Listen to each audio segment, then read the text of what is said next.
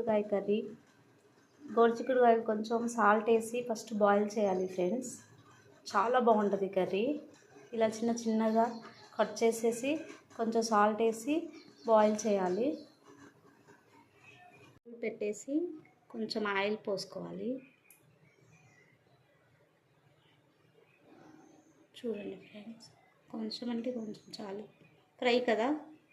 Oil heat ఎక్కాక కొంచెం onions పచ్చిమిర్చి వేసుకోవాలి.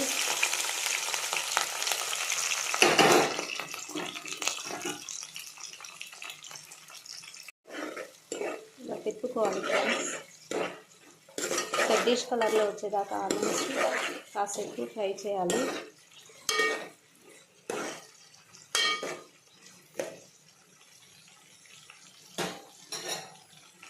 ఫ్రెండ్స్ కొంచెం ఫ్రై అయ్యాయి. అలాగే కొంచెం పసుపు వేసుకోవాలి. చిటికెడు పసుపు వేసుకోవాలి.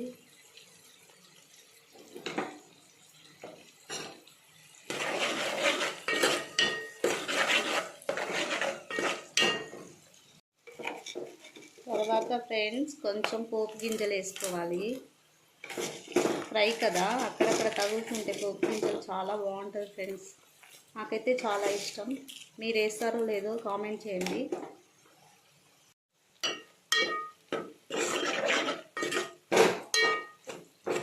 కొంచెం మంచి దూరగా వేగేదాకా తీసుకొని చూడండి ఫ్రెండ్స్. ఇలా వచ్చాక మంచిగా ఫ్రై అయ్యాక ఇప్పుడు ఈ బాయిల్ చేసుకున్న వీటిని ఇందులో వేసేయాలి. గోరుచిక్కుడుని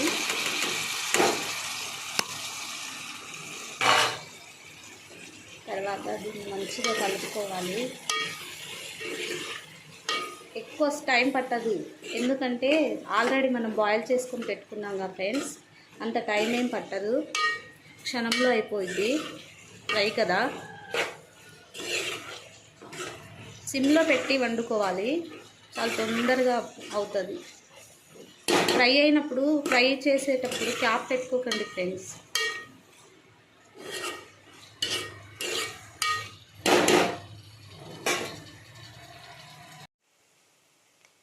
చూడండి ఫ్రెండ్స్, కొంచెం దగ్గరగా వచ్చేసింది.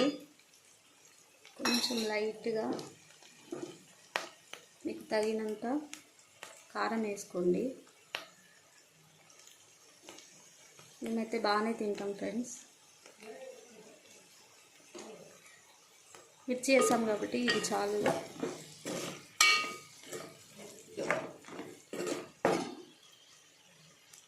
ఇప్పుడు కొంచెం సాల్ట్, తగినంత సాల్ట్ వేసుకోండి.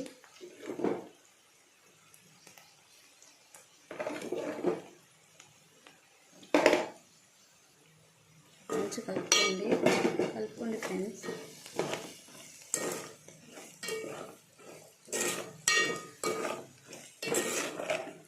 ఇలా ఉండాలి ఫ్రెండ్స్ ఫ్రై.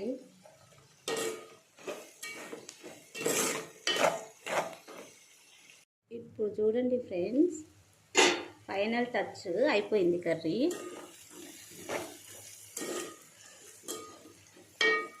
ఫైనల్గా దగ్గరకు వచ్చింది ఫ్రై.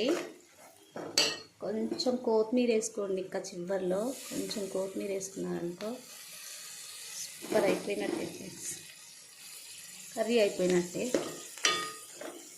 ఇలా కొంచెం కలియ పెట్టుకోండి. Final finish, curry finish friends. Friends కొంచెం లైక్ చేసి సబ్స్క్రైబ్ చేసుకోండి ఫ్రెండ్స్. నా ఛానల్ని కొంచెం సపోర్ట్ చేయండి ఫ్రెండ్స్. Curry finish.